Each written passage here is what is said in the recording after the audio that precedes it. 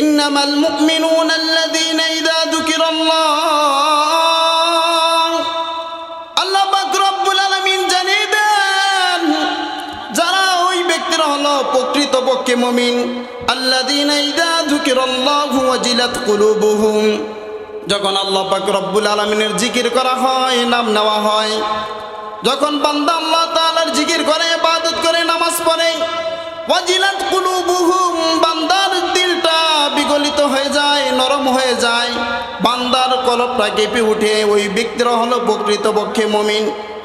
মুমিন বান্দার 5টি গুণের মধ্য থেকে একটি হলো বান্দা যখন কোরআন তেলাওয়াত করে, আল্লাহ তাআলার নামগুলোকে জপে, তখন যেই বান্দার দিলের মধ্যে প্রশান্তি জেগে উঠে, কলিজাটা কেঁপে উঠে।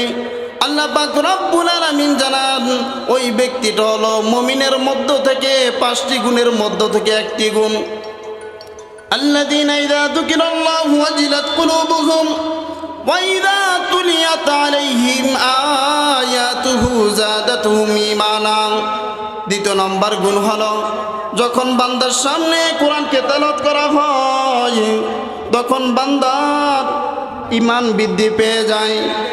আল্লাহ পাক রব্বুল আলামিন জানান ওয়াজিলাত কুলুবুহুম ওয়া ইযা তুলিয়াত আলাইহিম আয়াতুহু যাদাতুহুম ঈমানা।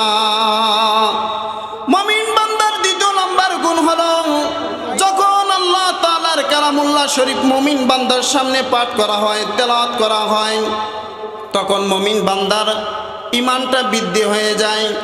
কিন্তু বর্তমান যুগের দিকে তাকিলে দেখা যায় যখন আল্লাহ পাক রব্বুল আলামিনের কোরআনের তেলাওয়াত করা হয়, কোরআনের আলোচনা করা হয়, তখন মানুষ অমনোযোগী হয়ে থাকে।